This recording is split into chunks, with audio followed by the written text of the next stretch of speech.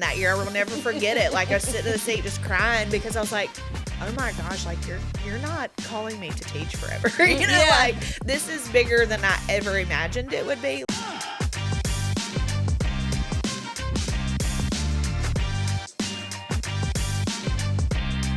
Hi, everyone, and welcome to this episode of For Heaven's Sake.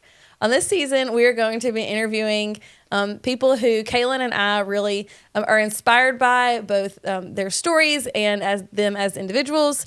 And we really hope that you will join us on each episode that we have where we have someone different on to share their story with us. And on today's episode, we have Miss Julieanna Lindsey. I forget you can't, like, see me. Everybody can't see Not me. everybody can't know. And she is what she called our first friend. First friend.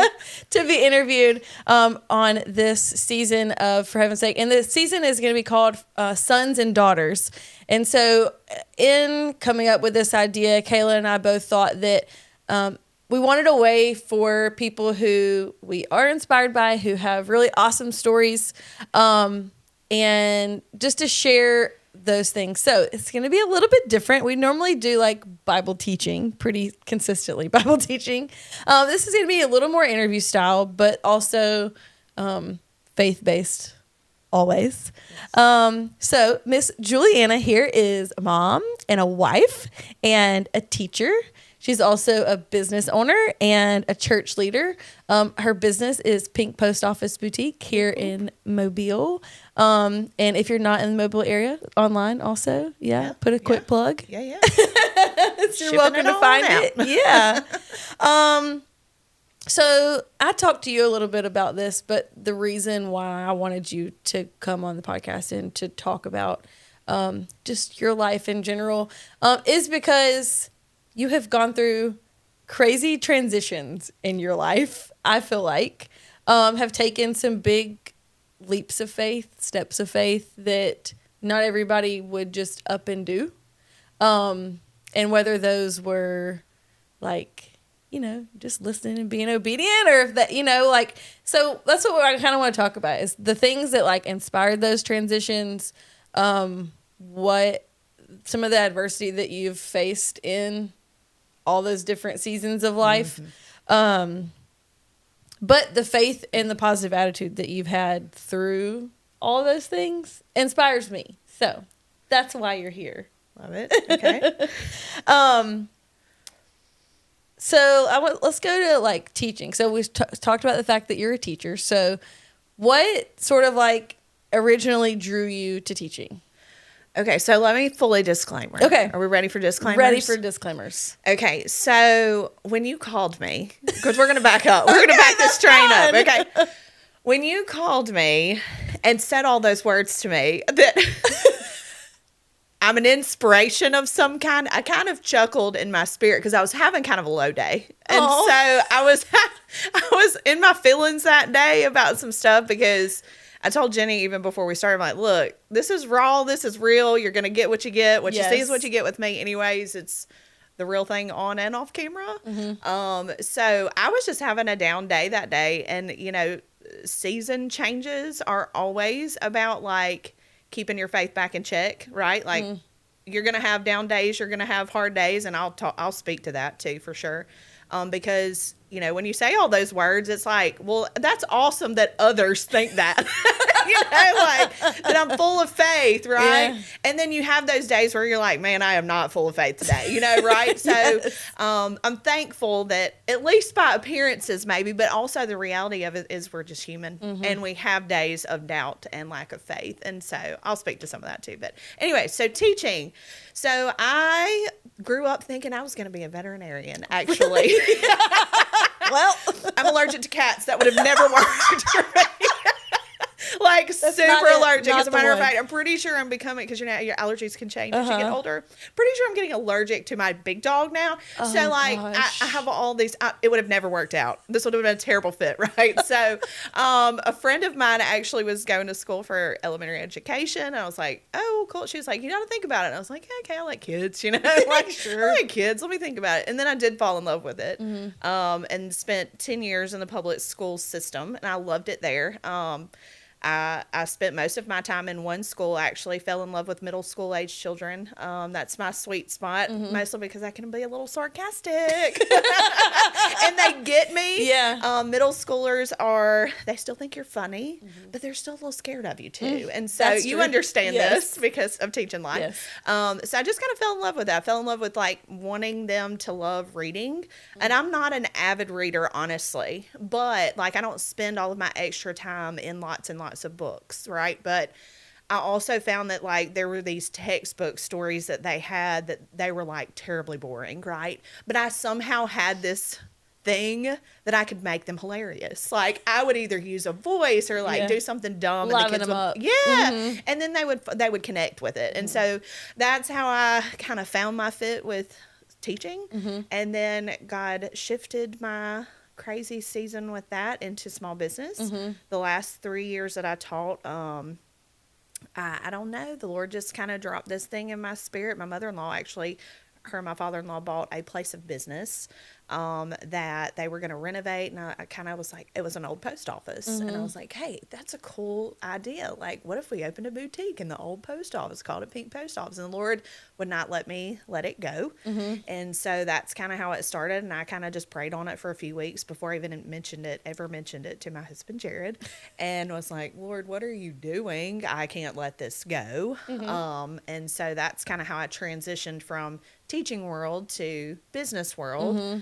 But found that actually there were a lot of similarities in both that I didn't know that things that the Lord had brought me through with teaching, because I always kind of ended up in spaces to help lead things, which as a timid kind of high schooler, never saw myself being that way. I was always chatty. Yeah. Like, I'm sure everybody can tell that I'm a little chatty. It's fun.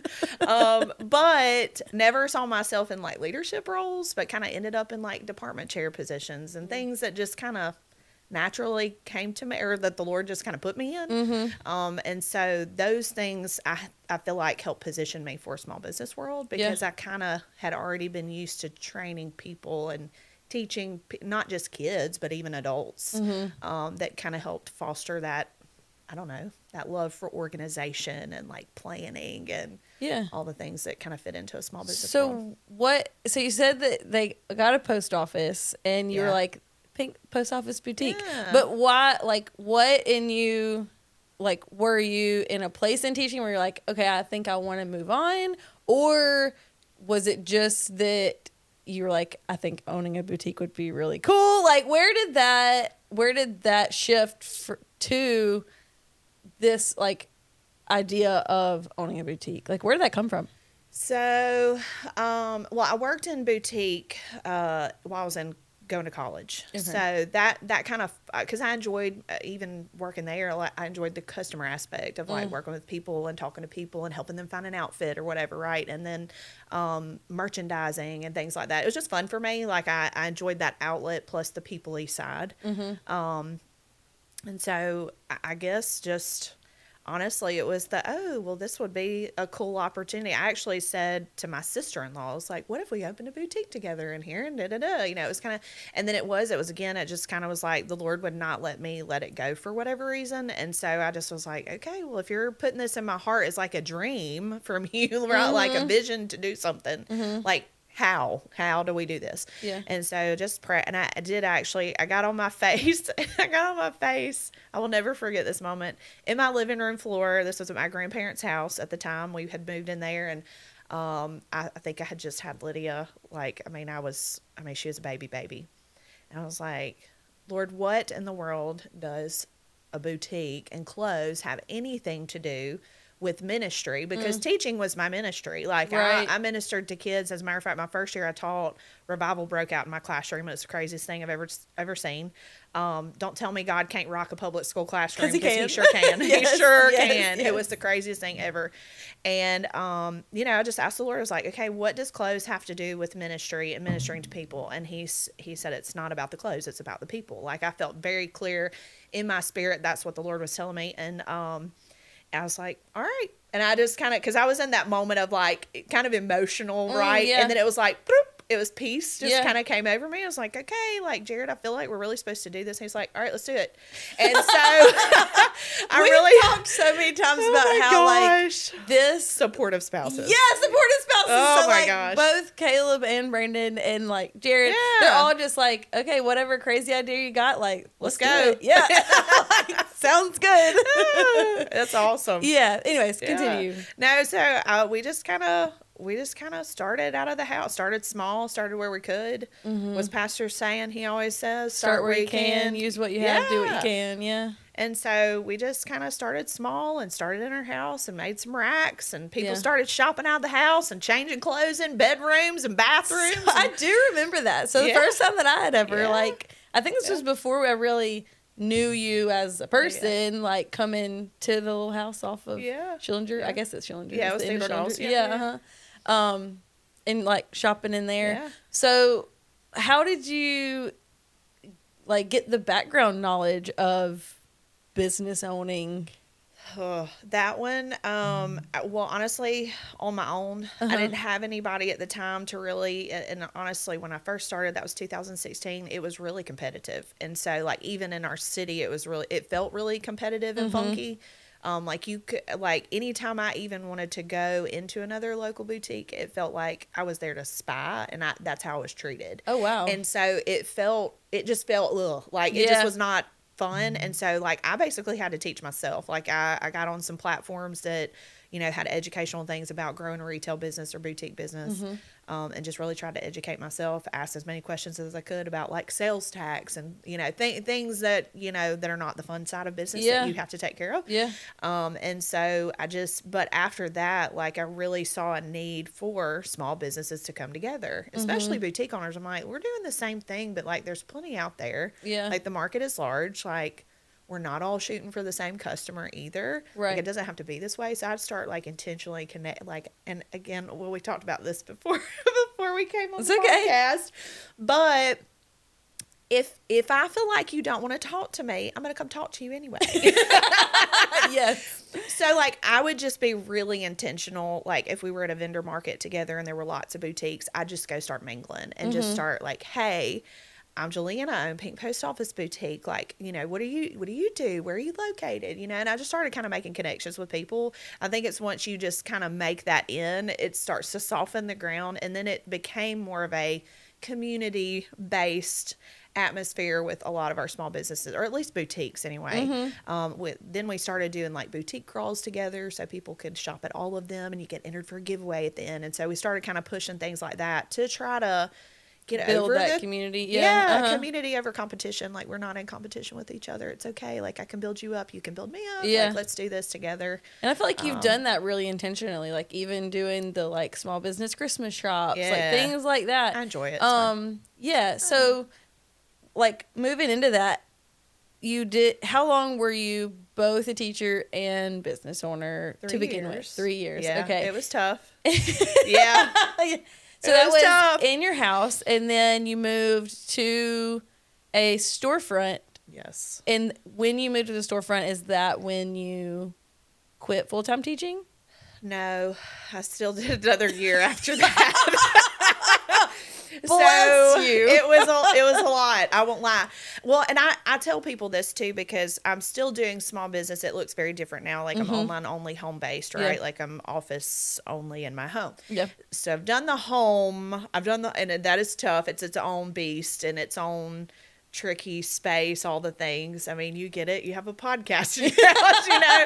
But I'm like, you know, I've had to remind myself in this season in particular that we're in business now for 9 years. Yeah. I was 9 years younger when I did both, when I did teaching and small business. Yeah. And so, like, I know that doesn't seem, and I'm still like, I'm lively friend, right? But my kids are more demanding now, like all the things. So it just looks different. But, 2016 we opened, 2018 we opened the big store, which was huge, and it was too big, really. And so, but it was awesome, and I had just great people in place. I think it's always about, like, training people and finding right people to help that treat it as their own. Like, that was really the key for us, is people treating it like their own. And so they just took it like it was their baby too, and just did the thing while I was at work, and then I'd pop in after school and help run the show or count inventory or like do some ordering or whatever. So yeah, and so then I taught a full another year after that. So what was the like release from teaching to doing that full time? Well, I realized after, because at first it was like a hobby, right? Like probably our first very large event we did was like we called it Pink Days instead of like Black Friday. Okay. We did like a Pink Friday, and we rented out the Tillman's Corner Community Center, and there were like a bajillion people there. It was absolutely crazy. At that point, I knew it was no longer a hobby. I was like, this is not a hobby. I stood there teary-eyed, and then there was even like a teacher in service like that following year, like at the very beginning of the year, where I saw like, I knew they were my clothes. Like I knew the people walking, and I was like, and I sat in the seat, like teary. I was at Davidson that year. I will never forget it. Like I was sitting in the seat just crying because I was like, oh my gosh, like you're not calling me to teach forever. Like this is bigger than I ever imagined it would be. Like here we are. What do I do with it though? Right. And so at that point, it was kind of like I was so close to my 10-year of like being vested in my retirement that I needed to hit that just reasonably. Needed to hit my being invested in my retirement. And then I felt released to leave after that. That was kind of my timeline for that. And then it was just like the thing took off. And then that was 2019. Okay. Then 2020 hit. And I will never. I wanted to talk about this. Oh my God. Well, I'm going there. Okay, I'm going there because let me tell you, it was the craziest and scariest thing ever because it was a leap of faith to leave a very secure paycheck that I had with the school system, right? And actually, Jared was being paid in the boutique before I ever was, and so he was able to be more flexible for doing me, like the back end like, stuff. to help me do whatever I just needed to get done. Yeah, and so yeah, that was the August of 2019, and then we know everything hit the fan March of 2020, and I left my health insurance, I left my secure paycheck. To turn around, and Jared and I we went to Vegas for market in that February, and I ordered all this stuff and like was amped up, like made posts. I didn't get any of it, none of it. I got no product, none. And so luckily, right before I left for Vegas, I had ordered a large shipment, and I had to literally ration it out all through that time that shutdown was going on because that's all I had. And then we got on TikTok and acted like idiots, and everybody loved it, and that's why they still shopped with me. Because that's quite literally what happened. Because it was like, you're making us laugh in a time that is horrible, right? And so that was really, people just kept getting on Facebook and TikTok. It was like, these people are crazy. I love them, and so that's what happened. And I feel like in that time too, you did a lot of those like, and this is like totally left field, but you did a lot of those like live shopping. Oh yeah, like live shopping was a big thing. Yeah. Even lives up until about 2022 was like really our bread and butter because that's really where you saw it shift big. Maybe even 23. But so during the shutdown, how were you? That I didn't even like. I didn't even think about that. It was terrible. Yeah, like how did you? It was terrible. So you got inventory February, and then didn't get inventory until when? Probably May, June. I mean, I literally had to ration out clothes for like, I can't even tell you how long, or would like partner with other businesses. Like we'd do like a surprise bag or like a graphic tee with somebody local because like I literally couldn't get product. I mean, because all of California, which is where most things come from, it was entirely shut down. Like they could go in a few hours a day and it would be like minimal staff. So like they weren't shipping anything out. And so it was terrible. Wow. It was terrible. And like, you couldn't have anybody come in your store. So even stock you had to show it virtually. Yeah. Like there was no other option. Right. So yeah, we survived that, but we really came out stronger because so many people closed during that time. Yeah. And then it was like, well, if we can survive this, we can survive anything. Yeah. So then when did you open your second store? So I actually had a second store. It's in Saraland, right? Well, I had one in Daphne.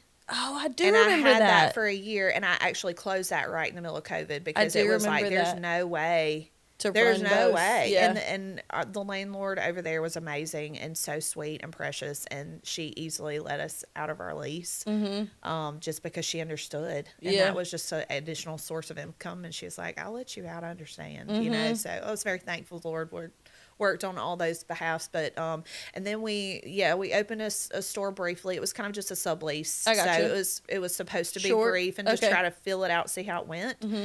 Which actually that worked out to our benefit as well, because honestly that was right around the time that we started to hit recession.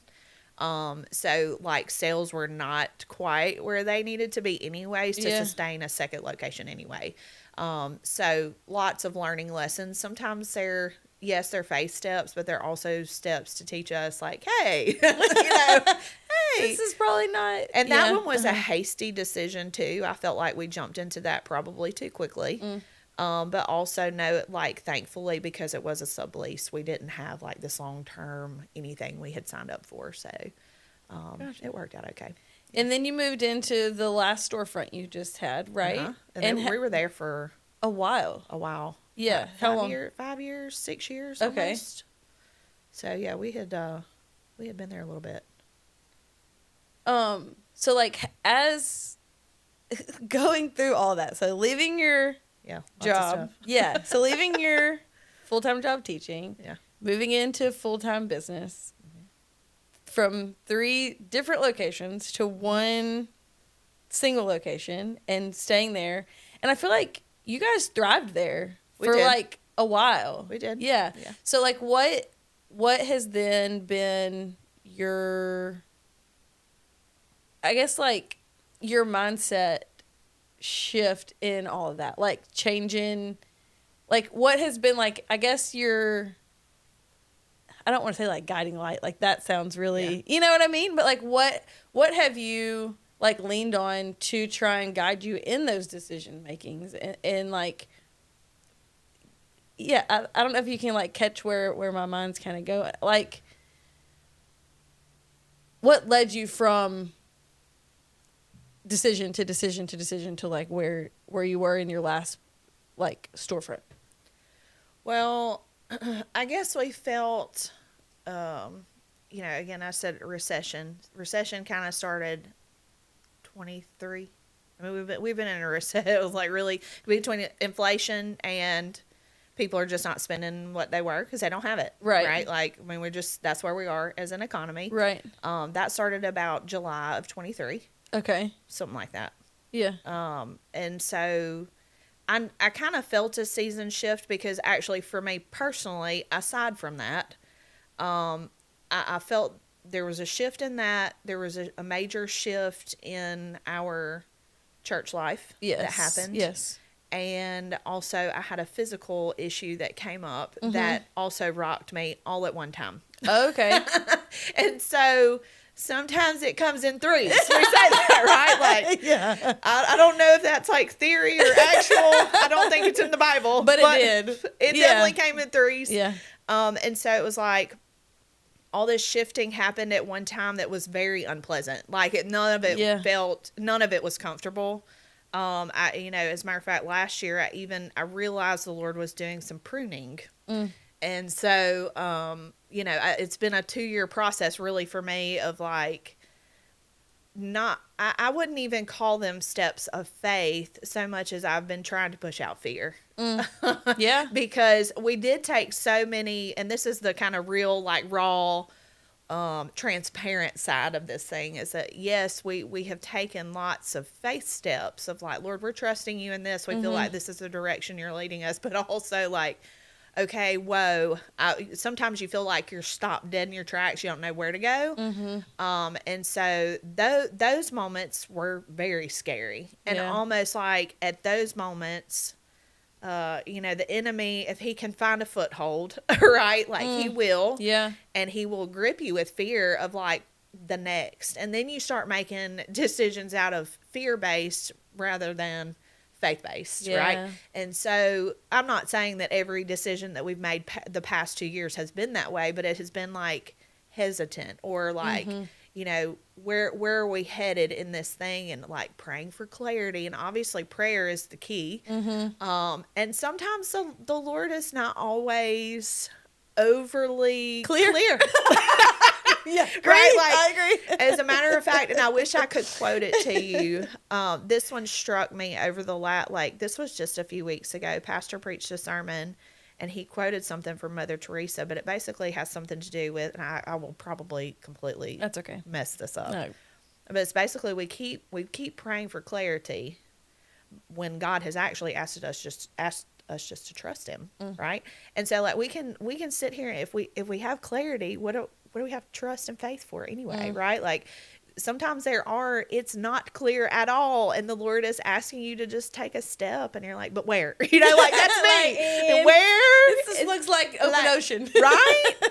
It's like stepping out of the boat, and then falling through the water, right? Like, I mean, but I don't know. I think that's the thing that the Lord has had to try to work out of me. I don't have to know every step. I just got to take one. Yeah. And so, and that's hard for me because I'm a planner. I'm a planner. I like to know the steps. I like to know the things. I'm an organizer. I want to have it all figured out and a plan laid out. And the Lord says, no, I need you to just trust me and not see the whole picture. And that's tough. Yeah, that's a tough one for sure. But you just keep praying, you keep trusting. And then when you have those weak moments, and I tell people often, I'm like, it's okay not to be okay. It's not okay though to stay there for long, right? Like it's not okay. You got to pick yourself back up. You got to ask the Lord to help pick you up too. Because sometimes you can't pick you up. You got to ask the Lord to pick you up. And so that has to do too with like relying on the Spirit to help us and to guide us and to give us the strength. He asks us to rejoice in suffering. I haven't made it there yet. I'm like, ooh, but I will one day. Yes, you got to keep reminding yourself. I think that's the thing is like staying in the Word. Because I had struggled with anxiety the last couple of years too, big time. And I still will. This is my first unmedicated Christmas. I realized that the other day. I was like, am I doing okay, Lord? Because I'm checking in.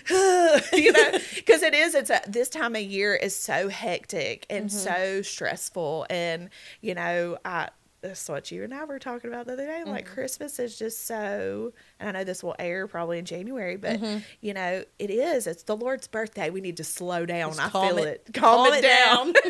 Bring it down. But we just stay so busy. Yeah. And so, we're just always, and that's our culture though, is to stay continuing on and on and on. I want to, anyway. You said this is your first unmedicated Christmas. And we had this conversation, or you shared this with a group of individuals about, and I don't know if you want to go into this or not, I don't care. About like feeling the need to come off anxiety medicine and like why you were on it and why, like what you felt, like why you felt the need to sort of come off of it.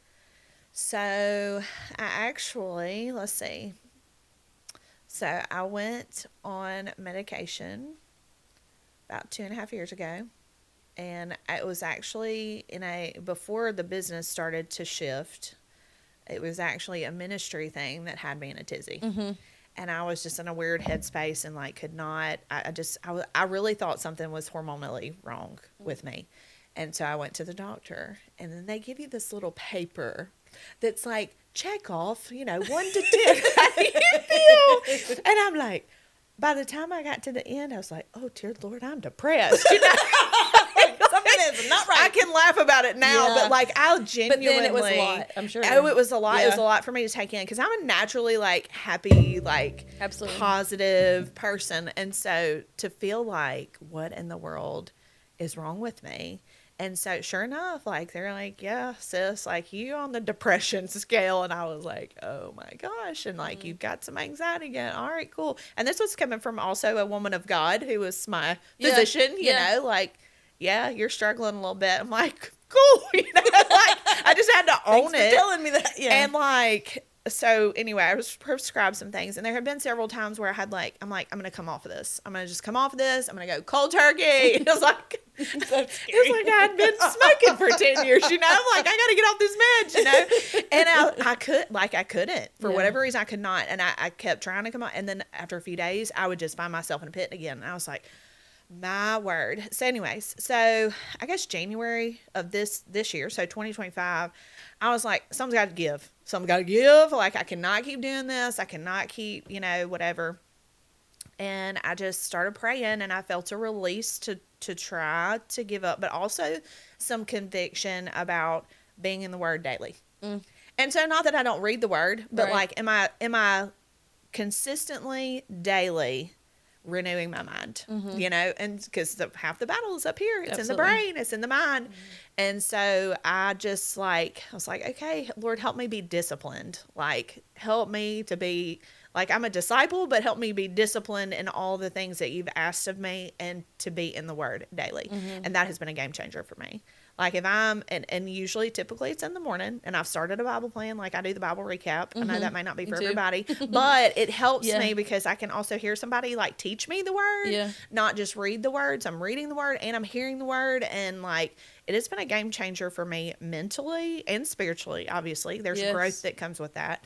But really it's been my mind. Like that has been the big battle. And so anyway, so with keeping that, and when I feel those anxious moments rise, because they come in like a flood. Yes. They sure do. Yes. I have to pray. I'm like, Lord, and I've also had on repeat in my mind, obviously, come unto me, all you who are weary and heavy laden, and I will give you rest. And it's an exchange. Like I don't just come with my weariness and my heaviness and all the things and lay it down and pick it back up again. Yeah. Right? Like there's an exchange for the rest. So Lord, as I'm coming and bringing that to you today, give me your rest. And so like I've just had to put that on repeat in my brain, and that's where scripture and meditating on scripture so that it comes back to your mind and your heart when you need it. Because you need it every day, all the time. And so that's been the game changer for me, honestly. And so unmedicated Christmas. Hallelujah. So proud of you. You mentioned, you said that, part of the reason that you felt like it was something that you needed was because you were dealing with some things in a church scenario. So part of the things we talked about was that you were a church leader. And I feel like you have worn a lot of hats in church. So from all those things, like worship at some point, kids at some point, youth at some point, young adults at some point, communication, connection at some point, what else? I don't know. Like tons of different hats, right? Yeah. What of those, and obviously coming from, worked in church for 10 years, like you just do what you're asked a lot of times. Yeah. And sometimes those are things that you're like, yes, like I'm being called to that. Like, let's do it. Out of all the different hats that you've worn, which do you feel like is where you fit? Like where the Lord like really uses you and your gifts? Where we are currently serving, I feel like is because my husband and I, we serve right alongside each other. We kind of always have, I guess, in some form or fashion. Yeah. Between youth ministry and all like we pretty much always served together. Right. And so I feel like, I don't even know how to explain that. I feel like that's part of our oneness that the Lord calls us to in that way. But connections, I'm a people-y person, but I don't, and I think we limit the Lord by our personalities, right? Like we say, oh, the extroverted people are meant for these areas of ministry, right? But no, like he's given us gifts, right? Like, and you don't say that with pride. Like I'm extroverted, but I don't think I make a good greeter. Yes, you do. Whatever. I do it when y'all ask, but yeah. So I do believe though that there's a gifting that the Lord gives us to operate in His house, right? Yeah. And outside the walls, sure, you know, but and I think He's used certain things over time to help me develop that thing, but connections is my sweet spot. So explain what you do at our church. So Jared and I do, it's first time guests is what it really is. And then next steps, like following people all the way to like membership. It's really not about just we're not about just getting members to the church, right? Like this is about helping people feel like they're a part of the church family and the body of Christ. And so it's, personal connection. I mean, we're sending out texts and calls and, how you doing? Just checking in. We missed you today. Yeah. How can we serve you? How can we help you know how to get around this big place? Like all the things of, how do you get plugged in or connected on a team or like serving in an area or, just the different things that we have going on with kids. Like, so, people come in with kids and they're like, how do I find out this? And I'm like, just text me, like, just text me. I will help you. And we help people even, like if they need to know stuff about baptism or salvation or getting plugged into a class, like discipleship is crucial to the faith, and then we help with young adults as well. And I love that piece of what we do too. It's a tricky age group. It's a very tricky, you understand it because you've done it. Yes. It's a very tricky age group. I also feel like we had a ton of people that poured into us as a young couple. Yeah. And so feeling like we get to kind of return that is fun and fulfilling too. Yeah. Frustrating some days, but every area of ministry can be that. Like you can always. There's always certain things that are, because we're all people. Like people are people. I'm a people. Like I'm a people. I'm a little crazy sometimes. Like we all have our moments that we're imperfect humans and we're all gonna rub each other the wrong way. It's just working through some of that. Yeah. And allowing the Holy Spirit to work through some of that with us. But connections is my sweet spot. And I feel like you guys do a fantastic job of, like, people walk in and you're like, hi, like, that you've never met them before. Yeah. I'm like, I don't know how you do Very that. aware. Yes. Very aware. So aware. Like, well, we're probably a little creepy at church. It's fine. Like, new faces. Not scared to walk up and be like, hey, I'm Julieanna, I'm the Connections Pastor. It's the first time here. What you doing? Like, just ready to grab them and be like, how can I help you? Where do you want to sit? Well, and some of it, too, is like reading body language.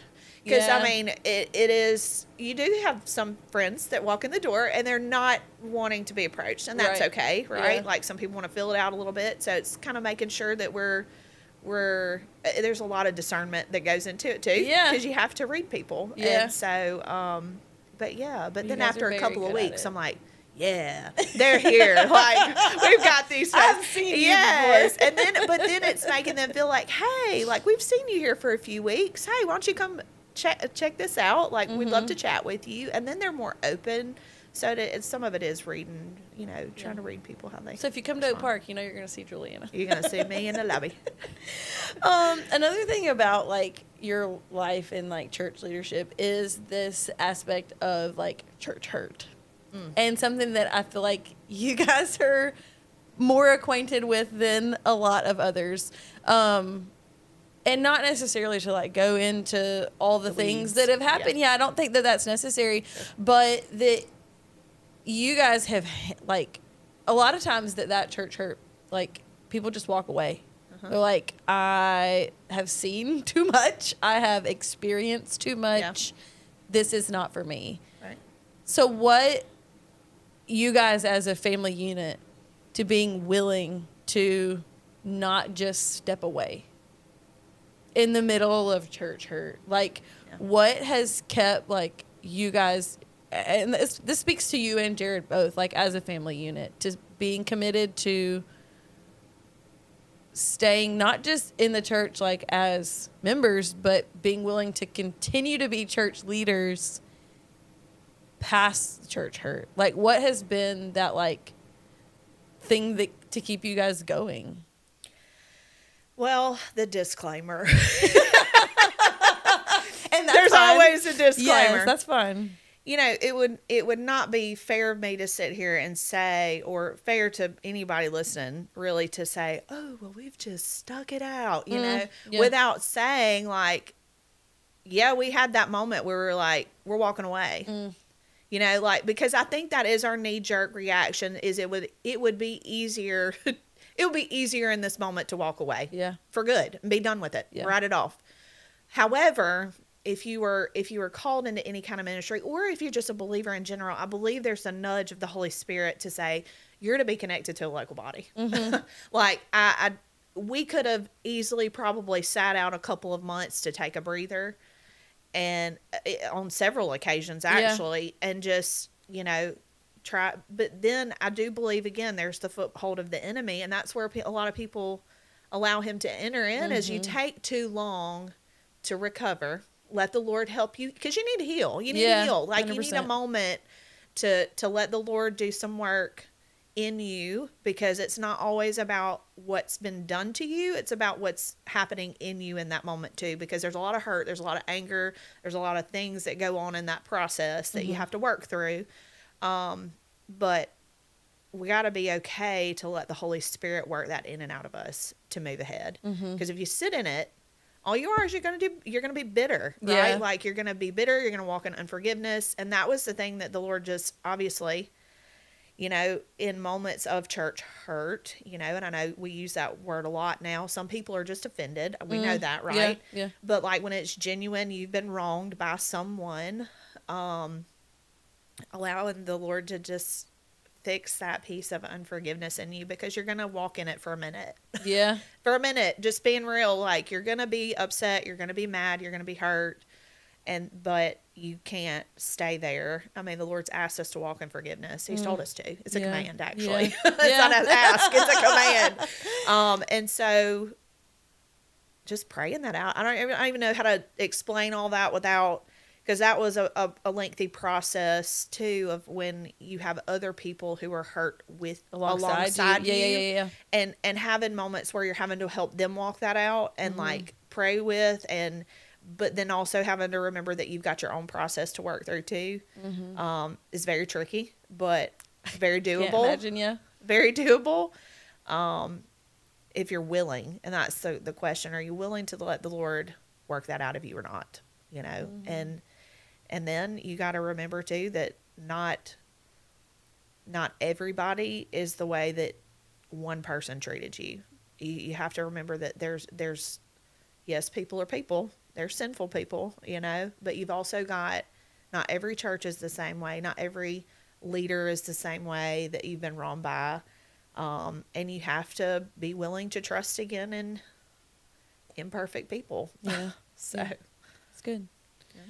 So I have some like general questions, just about like walking in different seasons, that kind of thing. So what have like all these different seasons taught you about obedience versus comfort?